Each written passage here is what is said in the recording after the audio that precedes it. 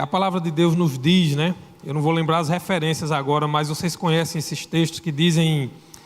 É Pedro que na sua carta ele vai dizer assim: o diabo, vosso adversário, anda em derredor buscando alguém para tragar, né? Mas há o Salmo também que diz assim: o anjo do Senhor acampa-se ao redor dos que o temem e os livra, né? O diabo está ao derredor, mas ao redor, mais perto de nós, está o anjo do Senhor, está a presença do Senhor conosco. E dentro de nós está o Espírito Santo, né? Habitando em nossas vidas. Somos templo, morada, habitação do Espírito Santo. E o Senhor Jesus disse, né? No mundo vocês vão ter aflições, mas tenham bom ânimo, porque eu venci o mundo. Ele não disse que nós estaríamos livres dos sofrimentos, das dores, das lutas desse mundo, mas ele disse que estaria conosco todos os dias. E ele também prometeu, que eu gosto demais desse versículo, lá em Apocalipse, quando ele vai dizer que naquele dia ele enxugará dos nossos olhos toda lágrima. Ali não haverá dor, não haverá pranto, não haverá sofrimento, não vai ter pecado, né? Então ali vai ser o nosso encontro triunfal com o nosso amado, o nosso Senhor Jesus Cristo. Domingo passado nós fomos muito abençoados, muito edificados com a palavra que Corrinha, a que achava que não estava preparada, né? Ela trouxe uma palavra, ela estava preparada, né? Porque o Deus que a chamou para esse momento, a preparou, porque é assim que Deus faz, né? Como a gente diz, aquela frase antiga, né? Deus não chama os capacitados, os preparados, não, Ele prepara aqueles que Ele chama, né? Ele capacita aqueles que Ele chama. Então, é maravilhoso a gente ver, né? Começou do domingo, né? Eu disse a Corrinha, vai ter a parte 2, né? Então, se prepare. Mas veja, nós somos muito abençoados com aquela palavra, né? Que nos despertou realmente a estarmos preparados, porque há uma mesa preparada para nós, né? O Senhor Jesus está lá com uma mesa preparada e chamou muita atenção aquela passagem lá que ela leu no final, justamente, quando diz que Ele vai se vestir, Ele vai se preparar de maneira especial para servir aqueles que estarão com Ele à mesa, né? Para nos servir. Então, e o congresso, eu não vou nem falar sobre o congresso, porque nem precisa, né? O congresso foi bênção, né? Do começo ao fim, da primeira palavra de manhã até a última palavra à noite, foi bênção, realmente isso falou muito aos nossos corações. Eu quero só trazer rapidamente uma reflexão, continuar, né? Com os irmãos aqui, Mateus capítulo 25, Mateus capítulo 25, aliás, 24, Mateus capítulo 24, a partir do versículo 42, Mateus 24, a partir do versículo 42, onde Jesus estava ali falando, né, sobre a sua vinda, e ele falou várias coisas, mas eu queria só esse trecho aqui, o final do capítulo 24, a partir do versículo 42, onde ele diz assim: vigiai, portanto, porque não sabeis a que hora há de vir o vosso Senhor. Sabei, porém, que se o dono da casa soubesse a que vigília havia de vir o ladrão, ele vigiaria e não deixaria sua casa ser arrombada. Por isso estai vós prontos também, porque a hora que não pensais, o Filho do Homem virá. Quem é, pois, o servo fiel e prudente, a quem seu Senhor fez governante sobre sua casa, para dar-lhe sustento na devida estação? Bendito é aquele servo que o seu Senhor, quando vier, achar assim fazendo. Na verdade, eu vos digo que ele o fará governante sobre todos os seus bens. Então veja, aqui Jesus fala, mais uma vez, ele está falando sobre a sua vinda e fala sobre a importância, né, de sermos esses servos prudentes, né, que vigiam, que estão aguardando a sua vinda. Mas eu não vou falar sobre necessariamente a segunda vinda de Cristo, mas eu quero só tocar nesse ponto aqui, né, reforçar aquilo que a gente já vem ao longo dessa semana tão abençoada, vem ouvindo da parte do Senhor, que é o privilégio que nós temos, nós recebemos da parte de Deus o privilégio de cuidar das coisas que são dele, na verdade. Nós vimos aqui ontem, né, a missionária Fabíola tem, dentre tantas coisas que ela falou, importantes, mas uma frase que ela disse, não sei se vocês lembram, que ela disse: cuide das coisas de Deus e Deus cuidará das suas coisas, né? Acho que foi algo desse tipo aí que ela falou. Mas veja, Nós temos o privilégio aqui, e Jesus fala isso para a gente vigiar, para cuidar, ele fala do servo que recebeu a responsabilidade de governar sobre a casa do seu senhor, versículo 45, né? Quem é, pois, o servo fiel e prudente, a quem seu senhor fez governante sobre sua casa, para dar-lhe sustento na devida estação? Então ele usa o exemplo de quem governa uma casa, né? De quem é aquele que administra uma casa, que dá o sustento, que dá o alimento, e ele então nos mostra o privilégio que nós temos, recebemos do Senhor as coisas dele para cuidar. E eu não estou falando aqui primeiramente da igreja, né? do prédio, eu estou falando da nossa vida. Nós recebemos uma vida da parte de Deus, porque o Senhor é o autor da vida. Nele está a vida e a nossa vida pertence a Ele. Lá em Eclesiastes diz, né, que quando a gente morre, diz lá o quê? O pó volta à terra. E o espírito, a vida está no espírito, não está no corpo, né? Nosso corpo é uma coisa provisória, né? Ele será transformado na ressurreição. Mas ele diz, o pó, o corpo, ele volta à terra, mas o espírito volta a Deus, quem o deu. Então Deus nos deu vida. A nossa vida, o nosso espírito, o nosso fôlego de vida pertencem a Deus. Foi Deus quem nos deu. Tudo que nós somos, foi Deus quem nos deu, foi Deus quem fez. Então, nós temos a responsabilidade de cuidar, em primeiro lugar, da nossa vida.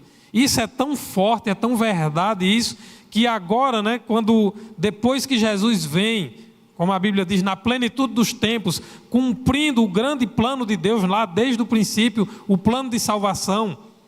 E aí, o que é que acontece? O Espírito Santo de Deus, que atuava, né, que habitava provisoriamente ali nos tempos que estão registrados no Antigo Testamento, né? Foi no tabernáculo, foi no templo, em momentos Deus falava nos montes ali, né? Foi assim com Moisés, foi assim com outras pessoas, mas veja, agora as promessas de Deus se cumpriram. O Espírito Santo, Deus veio habitar em nossas vidas, né? A palavra de Deus diz, Paulo ele vai dizer lá, ele diz, olha, esse Deus que não habita em templos feitos por mãos humanas, Ele habita aqui dentro de nós, Ele habita em nossas vidas. Então, a primeira responsabilidade, grande responsabilidade que nós temos de cuidar da casa, das coisas que são de Deus, dessa casa, é a nossa própria vida. Porque é nela que Deus habita, é nela que o Espírito Santo de Deus habita. É como a irmã Fabíola disse ontem, como é que as pessoas vão ouvir a voz de Jesus? Lembra que ela falou, né? Lázaro ouviu a voz de Jesus e reviveu. A filha de Jairo ouviu a voz de Jesus e levantou-se, reviveu também. Mas como é que as pessoas vão ouvir a voz de Jesus hoje? E você, a partir de cada um de nós. Porque agora Ele está nesse mundo a partir de nós. A partir da nossa vida, porque Ele está nesse mundo agora, habitando nossas vidas do Espírito. Foi o que Ele disse, que estaria. Ele lembra que lá em João tem um versículo lá, é João 16 ou é 14, acho que é 16. Ele diz: aquele que me ama guarda os meus mandamentos. E aquele que me ama e guarda os meus mandamentos, ele diz, será amado por meu Pai. E eu e o Pai viremos a Ele e faremos nele morada. Isso é o Espírito Santo de Deus habitando em nós. Então, as pessoas vão ouvir Jesus quando elas ouvirem o que nós temos a falar para ela de Jesus, daquilo que Jesus é, daquilo que Ele fez e tem feito em nossas vidas. Então, a primeira responsabilidade, grande responsabilidade, é cuidar dessa casa que Deus nos entregou para cuidar, que é a nossa vida. É cuidar de nós, é cuidar do o nosso relacionamento com Deus, da nossa vida com Deus. Bendito, versículo 46, é aquele servo que o seu Senhor, quando vier, achar assim fazendo. E ele começa essa parte aqui, né, no 42, dizendo: vigiai, portanto, porque não sabeis a hora que há de vir o vosso Senhor. E eu acho interessante porque ele coloca sempre, né, quando fala da sua vinda, essa questão do estado de alerta, né, de estarmos alerta, vigiando. Mas veja, às vezes a gente fica pensando, por que é que ele não disse claramente quando é que ele vem, né? Os discípulos foram lá perguntar, e quem de nós, se tivesse a oportunidade, não ia perguntar isso, né?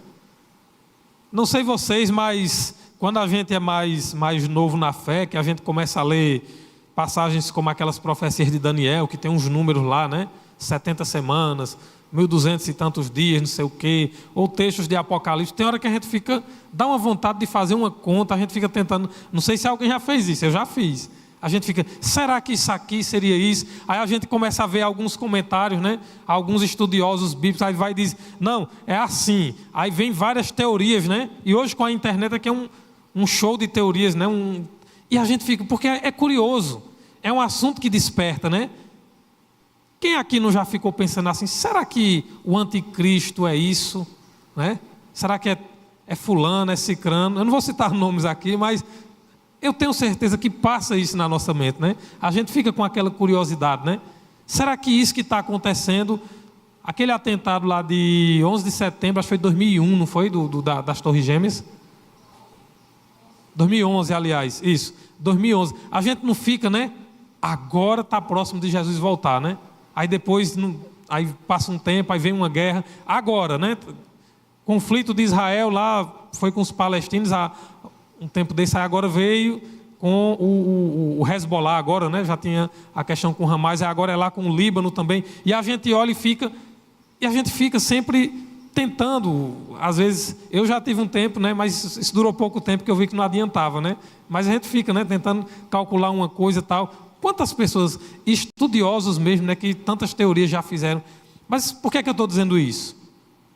Porque quando os discípulos também foram perguntar a Jesus, ele também disse, olha, nem o filho, nem ele mesmo, só o pai sabe esse dia. Mas, por que eu citei esse exemplo? O que importa, e eu creio que é o que Jesus quis ensinar para os discípulos e para nós também, é que assim, se você é esse servo prudente, que cuida bem da casa do Senhor, dos bens do seu Senhor, a começar da sua vida. Se você está em relacionamento com Ele, é por isso que é a figura da noiva, né?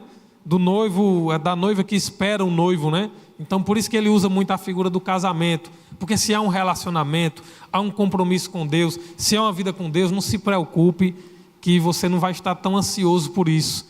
Você não vai ser pego de surpresa, porque você já vive com Ele, você já se relaciona com Ele. Né? Então, por mais que haja uma ansiedade nossa, uma curiosidade, uma coisa, mas a gente sabe, não, mas o meu Senhor está comigo, né? Eu vivo com Ele, eu ando com Ele, eu tenho comunhão com Ele, eu já estou com Ele. Claro que a gente almeja e anseia o dia que a gente vai estar com Ele perfeitamente, mas é como o apóstolo Paulo dizia, né? Olha, irmãos, chegou um ponto na vida de Paulo que ele diz, eu estou constrangido, porque eu não sei.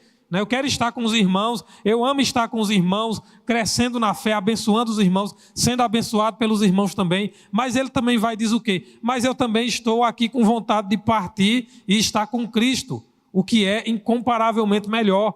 Então, Paulo, ele há um momento na vida dele em que ele chega ao ponto de dizer, olha, eu já estou com vontade de partir e estar com o Senhor.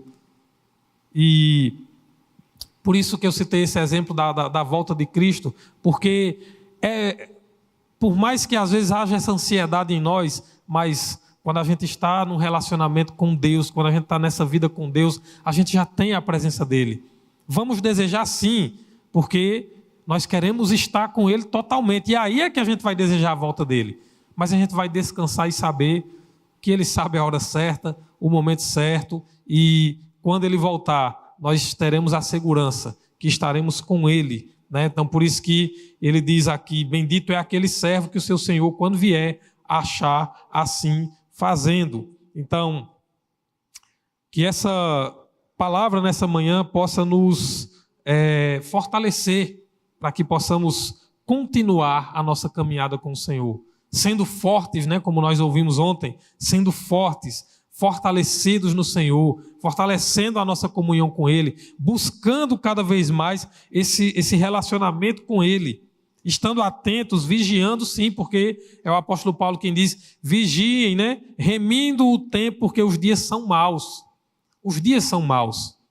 Não vamos esperar que esse mundo aí traga alguma coisa de boa, porque dificilmente virá. Vem alguns momentos, né? Algumas coisas podem vir. A Bíblia fala, o apóstolo Paulo disse, orem pelas autoridades para que nós tenhamos vida tranquila, né, vida em paz. Mas a gente sabe que o mundo jaz no maligno.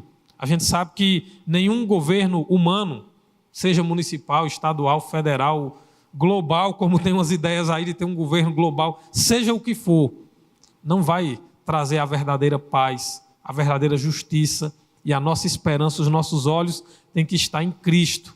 Claro que hoje é um dia importante, temos que orar, pedir sabedoria a Deus, discernimento, para exercer a nossa cidadania como cristãos e escolher, eu sempre digo, aqueles talvez que sejam menos ruins, né? Porque bons é difícil, é muito difícil, se a gente for olhar mesmo assim, se a gente for aquele olhar mesmo assim profundo, é muito difícil.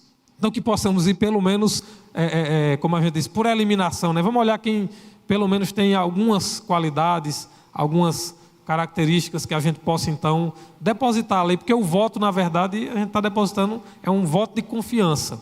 A gente não sabe se vai ser correspondido, mas a gente ali, né, exercendo a democracia, que é o nosso governo, então a gente coloca a nossa confiança ali e espera que haja uma correspondência, ou pelo menos parte, né, para que, senão, depois vai ter eleição novamente, se houver algum ilícito, alguma coisa que seja realmente constatada, então há toda, né, uma questão de um processo e tudo, e alguns não terminam mandatos porque cometem irregularidades e são condenados, isso acontece também, mas que nós possamos confiar no Senhor e orar sim pelos eleitos, né, independente se a gente votou ou não votou, mas depois que estiver eleito, orar por eles, orar para que haja sabedoria, né, para que governem realmente para o bem da sociedade, né?